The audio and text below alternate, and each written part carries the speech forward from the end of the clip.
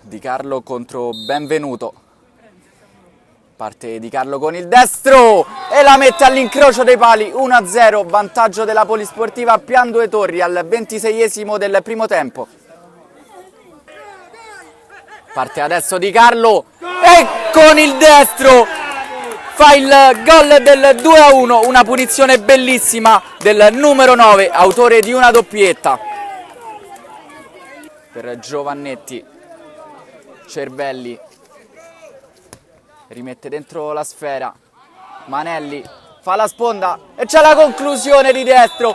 Gol magnifico, è il gol del 3-2 a 2 minuti dal termine, ancora sigillino. Questo è il gol più bello della partita.